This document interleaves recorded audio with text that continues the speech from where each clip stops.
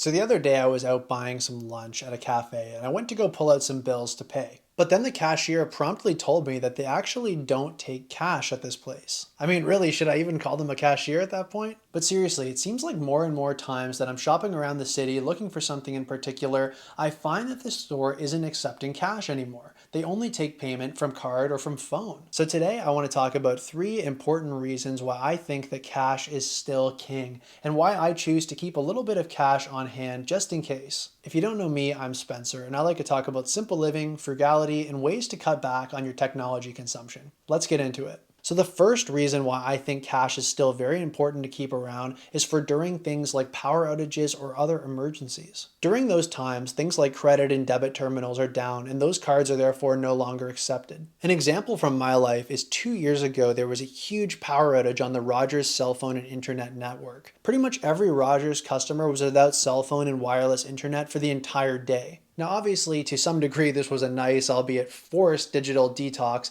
where people were able to take a break from their phones, a break from their work from home jobs. But the problem with it was that people weren't able to make any purchases that day via credit or debit. You could still buy stuff specifically at stores that were on Bell or some other network. They weren't getting their internet from Rogers.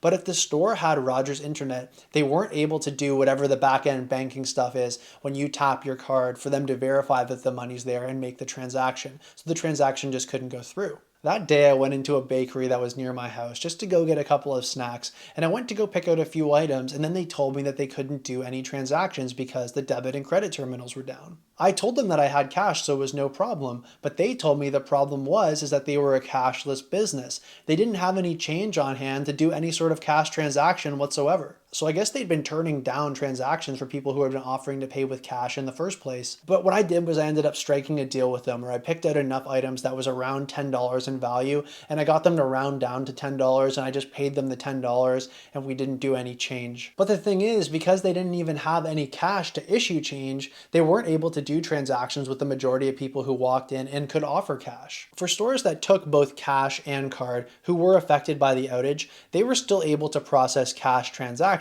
But the problem is, many people who are their customers don't carry enough cash on hand to do those transactions anymore. Many younger people, but I will say all generations are guilty, don't carry much cash on hand if they carry any cash at all. If they have any cash at home, it's a very, very small amount that wouldn't be able to even cover a week's worth of groceries or anything like that. So during things like power outages, people find themselves needing to buy something like groceries, and then they only have a $5 bill, which is definitely not going to cover it. Another quick story, a friend of mine who lives on the East Coast, they live in Nova Scotia. Over the past few years, they've been hammered by record-breaking storms and forest fires. So 2 years ago, they were hit by Hurricane Fiona, a huge storm that rocked the East Coast. I think they didn't have power at their house for like 2 weeks. People were using portable gas generators to power their house during this time, and I think gas stations were still open, but again, because the power outages, they weren't able to accept card. So people were having to pay with cash only. The problem is though, is that people have such a little cash reserve on hand that was depleted so fast just having to pay for a few tanks of gas and people were quickly out and had no way to power their homes or fill up their cars if they wanted to get the heck out of there. So in both of these cases, it's really important to keep some cash on hand because short of a full stuff hits the fan scenario where we're going to be bartering with precious metals and whatever else we have, cash is the best way to pay and acquire goods during outages and other emergencies. So now moving on to the second reason why I think cash is still very much king.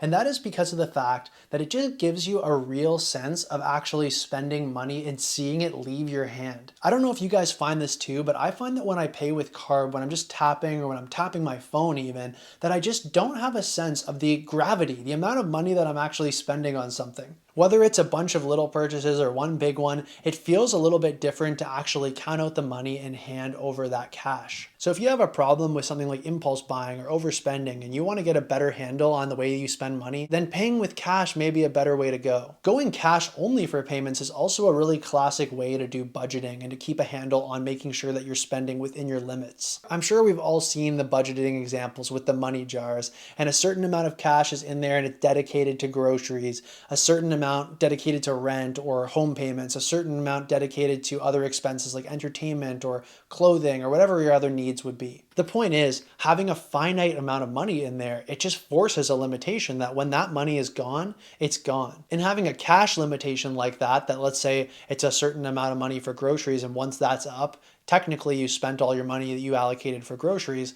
That's a lot better than running a credit card up until you hit the limit of that, or running your bank account down until you hit zero. We live in a very consumer driven culture. Things are very easy to be purchased, especially online. You can just do the swipe and a few taps of the phone screen and you can be buying something. Using cash, well, it allows you to not buy stuff online, but it also allows you to just slow down, think about the transaction, and see the money leaving. So I think that paying with cash can be a really effective way to take stock and also remain a little bit more in control of your buying habits. So now, in opposition to the idea that paying with cash is a good way to track your spending and get a sense of what you're spending money on, the third reason is that by paying with cash, cash itself is not trackable. I mean, of course they can track the bill itself to when it was made and to make sure that it's not like fake, like it's not a fake bill or something like that. But generally what you're spending the money on is not tracked. Now, if you're just somebody who doesn't want the government or businesses or whatever to know exactly what you yourself are spending your money on,